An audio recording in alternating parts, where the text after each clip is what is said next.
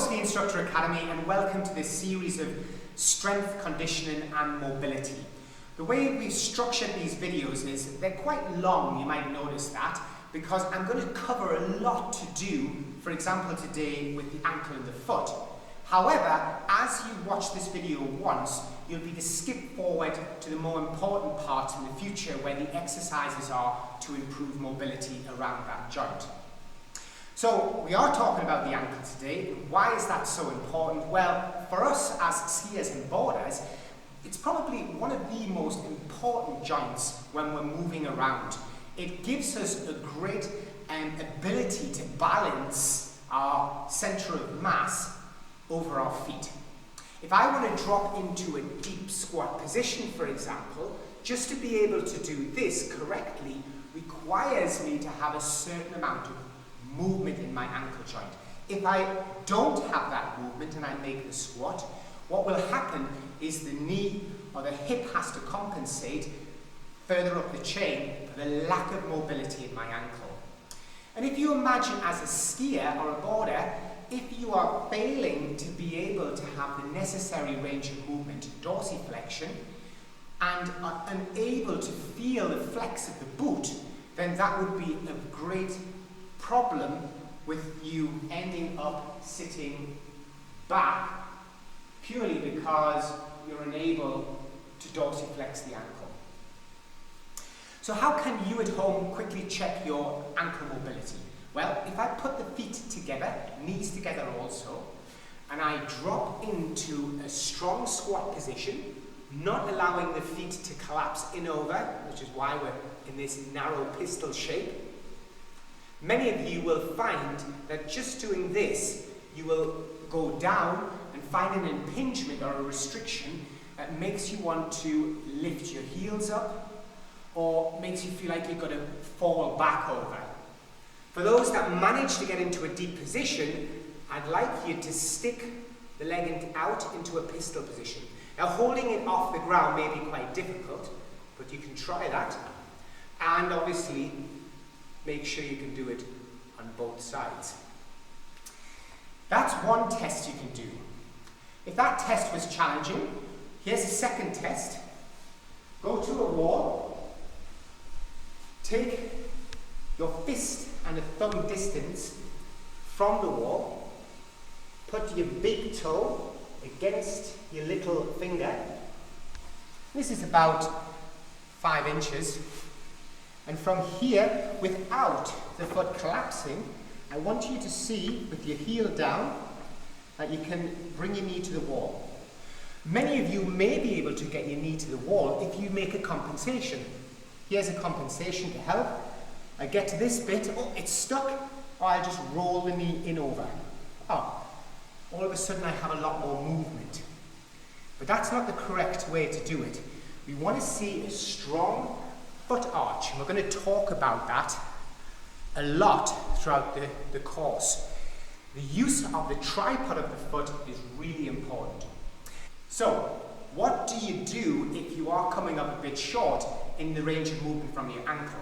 And remember, it's really important that I stress this. I myself this morning, I'm very stiff actually in the ankle, the hips, because yesterday I was doing a lot of squatting. If you've been playing a lot of football or doing certain sports, you're going to be starting to feel tight, especially at a higher level. So it's not unusual, it doesn't make you a bad athlete or anything like that. It just means that we need to address that problem to make sure that we are always mobile.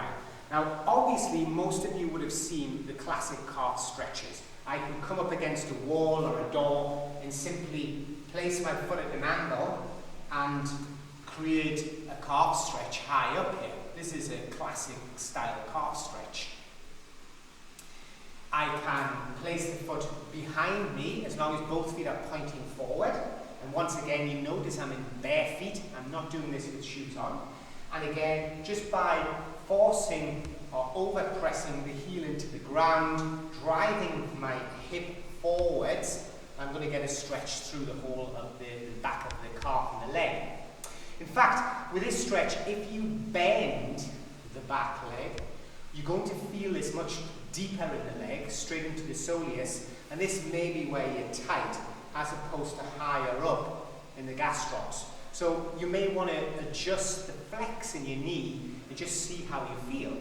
There's the classic things from yoga, where you see people making these sort of stretches here.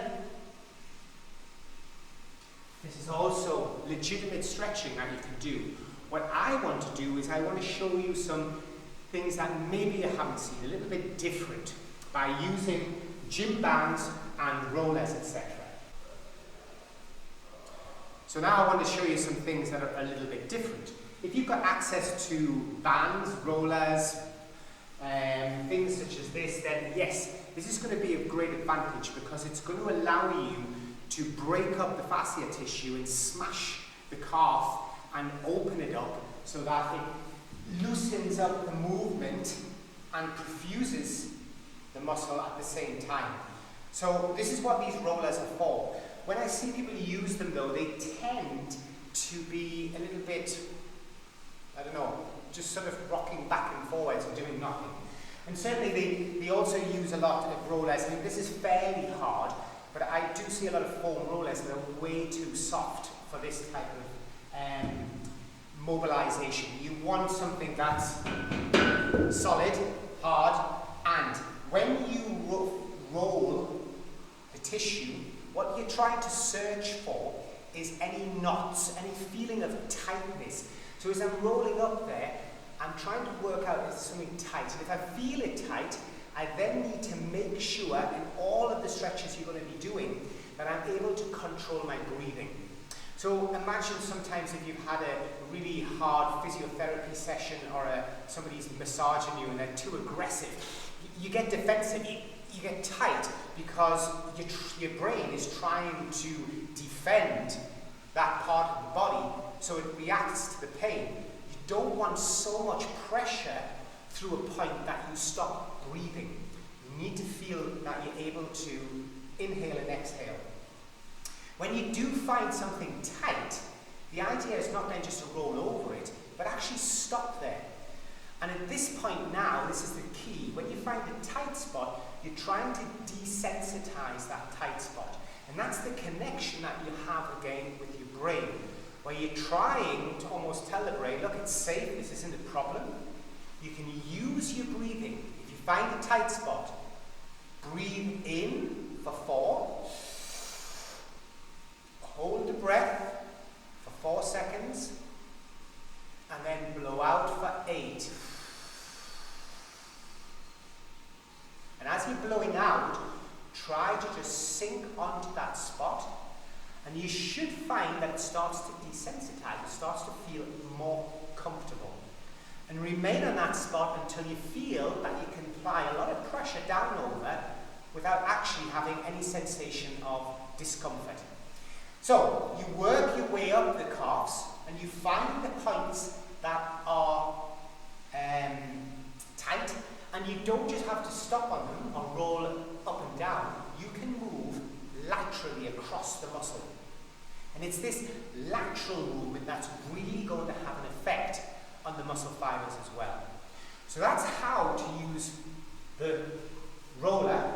If you're lucky and you have access to gym bands, then here's some great stretches where we can use the gym bands. So we're going to take a gym band now and really enhance some of this mobility work. We're also going to talk a little bit about, for some of you, when you made this movement in the pistol position here, you may have felt a bit of an impingement at the front where the talus bone is and the tibia. They basically crash into each other. This here is going to help to get the sliding mechanism better in the lower leg to the ankle. Take a gym band, wrap it around something solid. From there, bring your foot through, and you can see I've set a box up here, so it's a little bit higher. I'm putting on a lot of tension into the band, and then I'm going to lock the band really low down on my foot. And it's really important. I do see people doing this mobility, but they tend to have the band way too high when they're doing this. And this is basically not doing what it's meant to be set for. band should be low, trapping the talus bone down. And now from this position, I can oscillate and move. And again, this is helping the back, but more importantly, it's going to really help me to get rid of that impingement. Don't let the foot collapse, as we've spoken about, and simply allow the knee to track over towards the little toe. And you can use a little bit of over-pressing with your upper body. And with this stretch, and with any stretch you're going to do, unless I tell you it's more for a preparation stage of a workout, these type of recovery stretches, do them for 2 minutes. If you want to affect change, you're going to need 2 minutes in this position. Don't let the heel track up. Allow yourself to be in a strong position with the foot arch, and 2 minutes in this position. Here's a really good stretch to really open up the calf and the ankle joint. What we're going to do is we're going to take a gym band, quite a thick one, and I'm going to cup it over the heel and then cross it over the front of my foot, so. And from there, I've got a, doesn't matter, any second band will do. I'm going to use the second band to loop onto the foot. And now I'm going to provide a lot of distraction to the joint. I'm actually going to pull and put a lot of force into the ankle. What this is doing is this is pulling the joint apart. It's actually distracting the joint. Now, with a lot of calf stretching and movements that you saw so far, we're actually in quite a compression state. We're pushing down as we're trying to stretch the calf. And that can be restrictive in itself for some people who really have stiff joints. So here, in this case, we're pulling the joint apart as opposed to squashing it together. And what I want you then to do is use the other band and simply oscillate. For me, that's a bit weak. I'll try a stronger band. And simply oscillate from plantar flexion to dorsiflexion. And I probably do about anywhere up to 50 times, just moving from side, front to back. And if you look on the camera, you can see the dorsiflexion now. Okay, it's quite clear as I'm moving. This is really freeing up the joint. And actually, because I'm just working on this one leg, we'll probably notice a big difference between the other leg. So, a little bit complex in the setup of trying to get this, but once you have got this, it's a fantastic way to pull the joint apart and to mobilize further. For those of you that are struggling with equipment, then we also have something as simple as 2 hard balls that have been put into a sock. And I could also simply place that and use it as a roller as well. This might be enough of an ordeal for many of you with very, very tight calves. Just again, manipulating and rolling the tissue. Now, interestingly, if I've spent time smashing this, pulling it apart, opening it out, then really it should also be that I look after the front side here. And once again, actually, I can use the 2 balls and I can work up the front. So for those of you who have got shin splints from starting to run or changing your shoe or something, then yeah, something like this is going to be great for you. And also for those of you who are not quite having enough plantar flexion movement, then I highly recommend coming onto your knees and simply elevating up the foot onto your toes and opening up this whole front area. And once again, really important, 2 minutes of movement like this. The final stretch that you can do with no equipment is simply to put your foot on the ground And depending on how flexible you are here, will depend on where this knee is placed. But simply using my body again to overpress, don't let the foot arch collapse, and just working in oscillating fashion, back and forwards. And as I said, this knee, the more flexible you are, the more you can bring this knee forward. The less flexible you are, the more the knee will be back. Okay? And that is to do with how much dorsiflexion you have. Remember when you do these exercises, and once you've gone through them, to retest. Go back into the pistol position and think, do I have more range of movement now than I did before? Am I able to come into this pistol shape? Am I able to get closer to the wall with my knee? Whenever we do these workouts, we try to test and at the end retest to see which ones are successful for our body. And as I said before, remember, it's all down to how much you're training, how much work you do, what type of athlete you are. Because some people will have other strengths and other weaknesses. See you again soon with Ski Instructor Academy.